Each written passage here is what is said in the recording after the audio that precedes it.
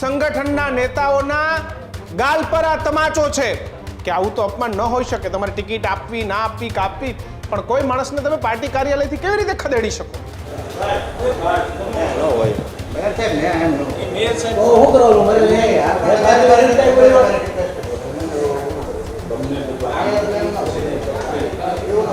જીતુ વાઘાણી એમને બોલાવી, એમને સન્માન અપાવ્યું, એમની સાથે ફોટા પાડવામાં આવ્યા. જે પૂર્વ મેયર છે એ પૂર્વ મેયરે પોતાની વાત પણ મૂકી હતી અને આખરે ઘીના ઠામમાં ઘી પડ્યું અને ડેમેજ કંટ્રોલ કરવામાં ભારતીય જનતા પાર્ટીનું મોવડી મંડળ એ સફળ રહ્યું. આખો વિડીયો જોતા પહેલા હજુ પણ અમારી ચેનલને સબસ્ક્રાઇબ નથી કરી તો યુટ્યુબ પર સબસ્ક્રાઇબ કરો અને ફેસબુક અને ઇન્સ્ટાગ્રામ પર ફોલો કરો.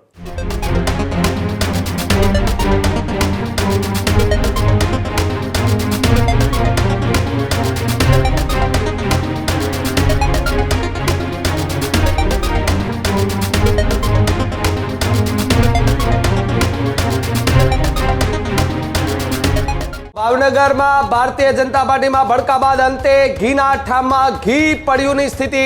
પૂર્વ મેયર ભરત બારડને તાત્કાલિક ગાંધીનગર બોલાવવામાં આવ્યા છે, જ્યાં ભાવનગરથી મોટા સમાચાર. ગાંધીનગરમાં મુખ્યમંત્રી ઉપમુખ્યમંત્રી સાથે ભરત બારડની મુલાકાત જોવા મળી રહી છે. મંત્રી જીતુ વાઘાણીની હાજરીમાં ભરત બારડની નારાજગી દૂર કરી દેવામાં આવી છે.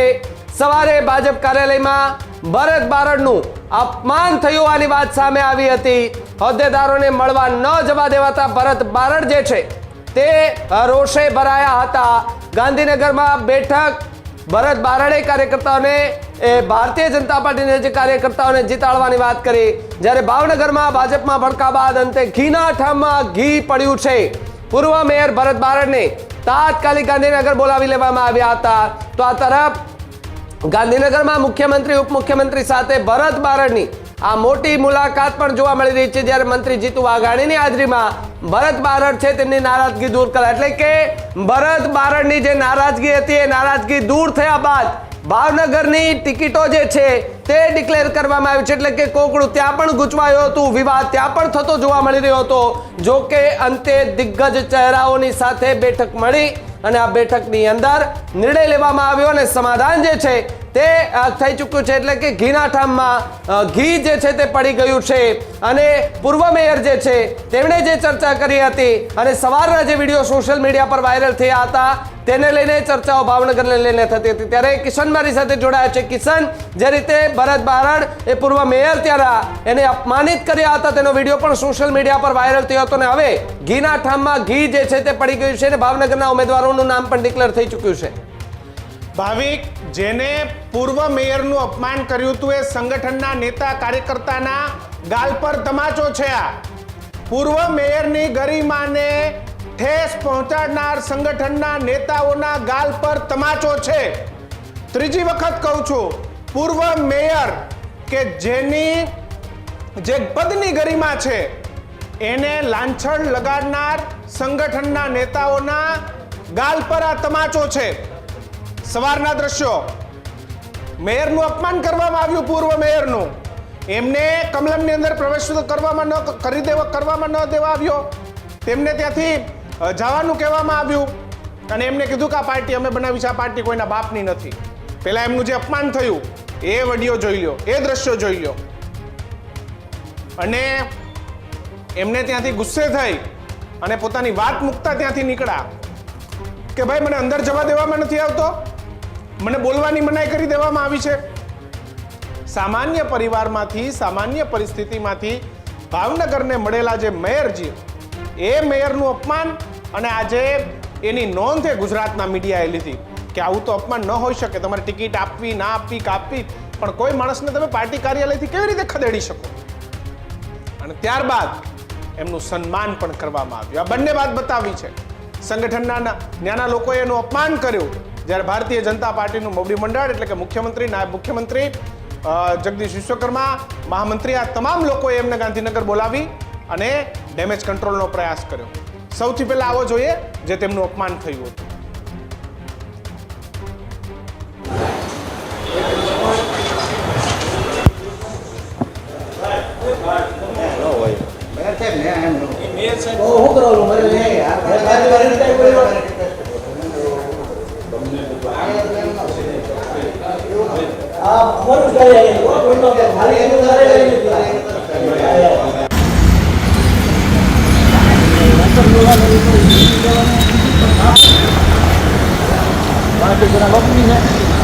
પાર્ટી હમણાં બનાવી પાર્ટી કોના બાપુની છે પાર્ટી હમણાં બનાવી પાર્ટી કોના બાપુની છે પાર્ટી હમણાં બનાવી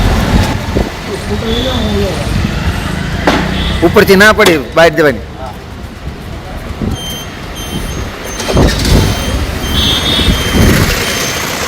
એટલે ઉપરથી શું કીધું તમને બધા હાલ્યા પડ્યા કે ઓફિસમાં ન જાવ એમ પ્રમુખ બધા હાલ્યા પડ્યા કે ઓફિસમાં ન જાવ એમ પ્રમુખ બધા હાલ્યા પડ્યા કે ઓફિસમાં ન જાવ એમ પ્રમુખ આપણે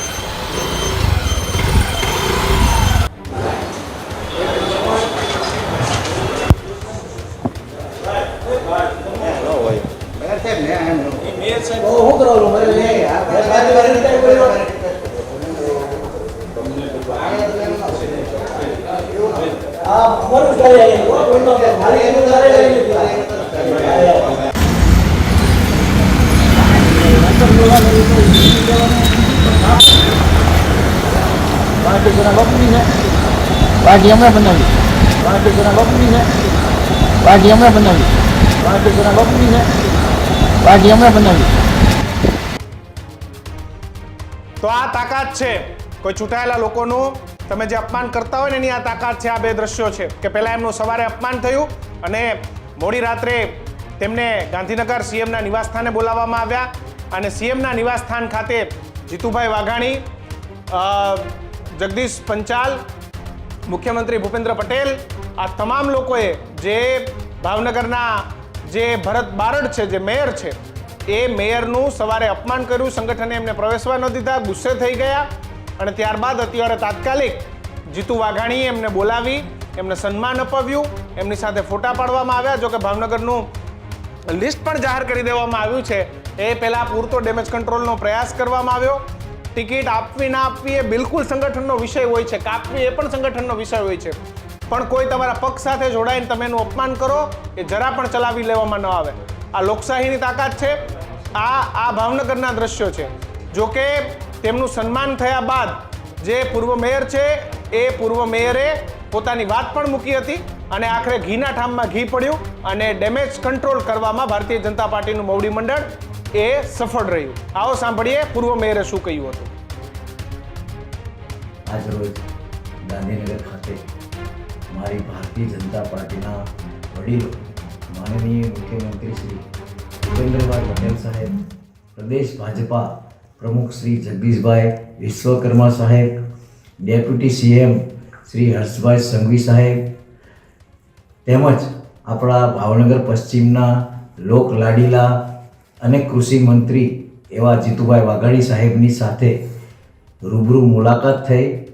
સ્થાનિક સ્વરાજ્યની સંસ્થાની ચૂંટણી સંદર્ભે મારી વાત મેં મોવડી મંડળ સમક્ષ મૂકી.